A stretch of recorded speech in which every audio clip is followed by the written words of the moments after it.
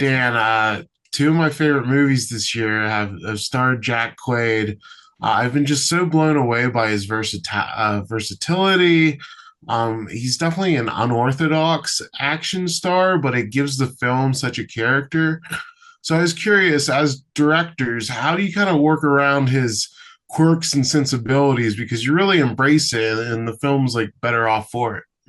Yeah, thanks so much for watching the movie and liking it. And yes, Jack Quaid is amazing, and we also loved Companion as well. Uh, the the question about his quirks, I mean, we leaned into all that. I mean, that's what made him perfect for it. You know, we knew for this movie that we needed somebody that was an unlikely action hero because Nate doesn't know how to fight. You know, he's not Jason Statham, he's not Keanu Reeves, he's not some dude that knows how to kick ass, and that's obviously the sort of comedic heart of this movie. It's part of what makes the entire concept tick. So we knew we needed an actor that could handle that comedy, but also handle the sort of emotional weight of the love story in this movie. And Jack just has he has that in spades. You know, I mean, he's such an amazing physical comedian and improviser. But he's also has super deep chops and can make you cry. And he was just such a pleasure to work with and such a perfect Nate. And he was our number one choice when we were rewriting the script. He was kind of who we were imagining playing this role. And it's so rare that you actually get to cast the person that you're sort of dreaming up in your head as you're Yeah, and that way tabulating the you know script. you know what his quirks are and you write them into the character. I Yeah. mean, we always it's very, very rare that the dream actor that we're picking when we're writing together, it winds up getting cast. But in this case, it did, and we were, so lucky because he's an incredible actor and just as good of just a person as he is an actor too. I think having somebody like that be the number one on your call sheet just makes it all kind of trickle down and the rest of the because he's such a humble, hardworking person and such a gracious performer. Everybody else working on the movie feels like they need to reflect that energy, and so it made for a really blessed shoot. Yeah, it's great seeing him have this moment this year so far. And Robert, Dan mentioned about the love story at the beginning, and I did want to ask about that beginning portion because the film's very earnest, especially when the bank is robbed. It's very played straight and it's intense. Could you speak to the key of getting people really invested early on in the characters, before the roller coaster ride and everything just goes so crazy?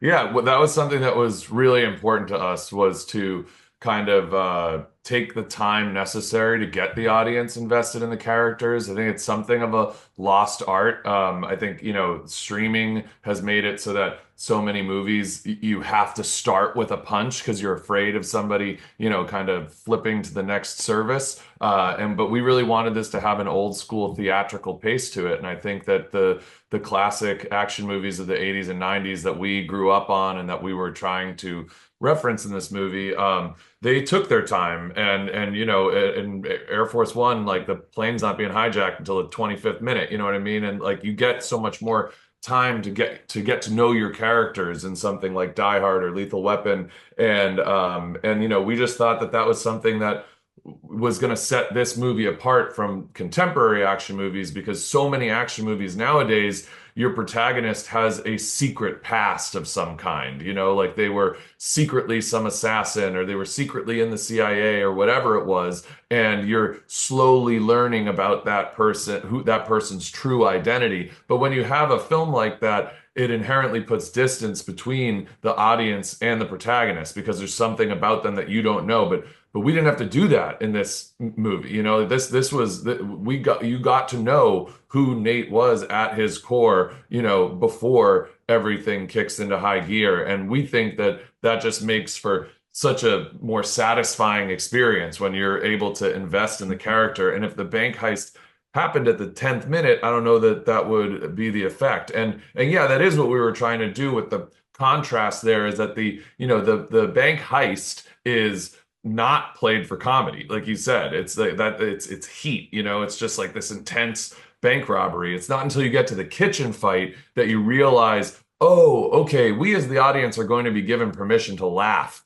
during these fight scenes. And you can really feel the relief of the audience. As soon as you get to that kitchen fight scene, everybody just starts to let loose and have a really fun time. But I don't think that that would be the same if it just was like that the whole movie. I think it would lose, it wouldn't have any weight to it. It would feel more, just kind of pointless entertainment.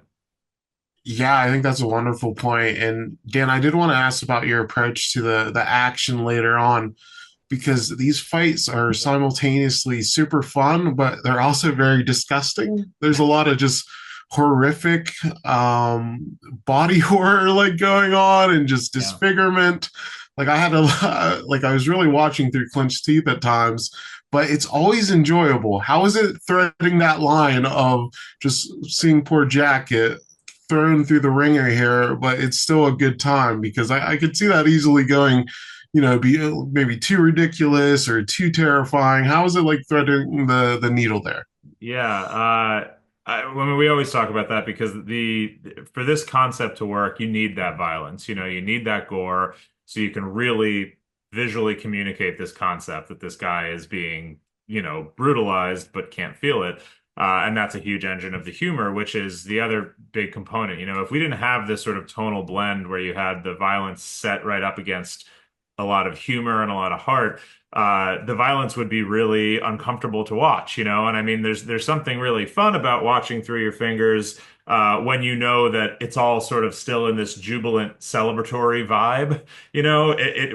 When it teeters into like torture porn, like if you just sucked all the comedy out of this and it was just a dramatic thing, or if you change the concept and he could feel it, and we're just like fucking this guy up and he's like on the ground like crying and and like praying to God that make the pain stop, you'd get up and leave the theater, but because all of that violence is contextualized with the humor, because every time you're seeing like a compound fracture, there's like a laugh a second later, whether it's from Jack just reacting in a really deadpan way or something about the situation. It allows you, like Bobby said, it gives you permission to laugh at these really grisly images, which is just a sort of a unique experience, and certainly in a dark room with a whole bunch of other people, it's a really, I don't know, it feels like it sticks out a little bit and makes it feel like kind of more of a ride. But yeah, that tonal blend was kind of mandatory for us to hit. Otherwise, it would have kind of fallen flat. Yeah, I think you guys totally nailed the tone. And Robert, I have to ask, there's this one scene where the gun's right in the camera. Jack has a leather jacket on. He looks just like a Max Payne screenshot, and fans are having a real filled day with that. Was that a little Easter egg, or was it just a happy accident? No, that was definitely a happy accident. I will say that when we were on set and we were shooting, the first scene of Jack wearing the leather jacket, and we have this kind of like boom up reveal of him. I do remember talking to Dan and being like, he kind of looks like Max Payne there, but that was the extent of it. I think the still that's been going around with the gun close to lens is not an actual frame from the movie. That was like Marketing a still. marketing still that somebody took, and it just so happened that like that picture went viral because of how much it resembles the Max Payne cover or whatever. But I mean, I've got to say that looking between the two, I agree. It's pretty uncanny. So I don't know if he can just reuse the exact same wardrobe and just go shoot a Max Payne movie. But if he did, I'd watch it. I'd watch it too. And Dan, my last question, I love that you guys are just roommates and it's led to this really successful, great creative partnership. But there's always going to be disagreements. Even if you see the big picture the same, how do you handle when you both are completely disagreeing about something? How do you like find that medium or settle the dispute?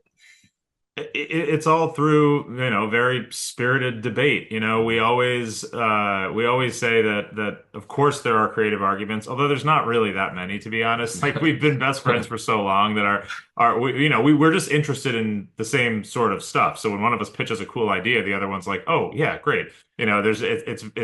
It's not this grinding thing, and I think if it were this grinding thing every day, I'm not saying other partnerships that work can't have it be that way. But I don't think we would. I don't think our partnership would have the longevity and the success that it has. But through that debate, a better idea always emerges. It's like if I'm fighting for idea X and he's fighting for idea Y, we go at it for hours, defending our I'm defending X, he's defending Y, and then Z comes out, and we're like, oh, that's a great idea. Like we both understand the problems we each have with each other's ideas, and we try to pitch workarounds around the margins, and it's like, okay, well, what if it was this, but we did it this way? Okay, what's your problem with it? Okay, well, let's see if we can fix that and superficially twist it this way. And we end up with an idea that is better than either of the ideas we started with. And that always happens. So some of our best creative results are forged through the fire of disagreement. So, it's sometimes, a draining part of your day if you get in an argument like that, but it usually is worth it. And it's Well, sometimes an and opportunity we, for like something you better. said, like we were best friends for years before we ever started writing together. And I think that gives us the ability to argue about very little creative minutia and not have that ever affect our actual relationship. It's like a sibling or something where you can get in a big argument, but you still love each other, and the next day you're just going to be back to square one. So it's like that. But yeah, it's rare, and I think our biggest thing is like we just try to make sure that anytime we're arguing, it's when we're alone. I think what we try to avoid is like ever arguing on set or in front of people, stuff like that. But that's kind of part of the process is learning how to work those things out beforehand. And I think the more reps that you get together, the more you learn how to do that.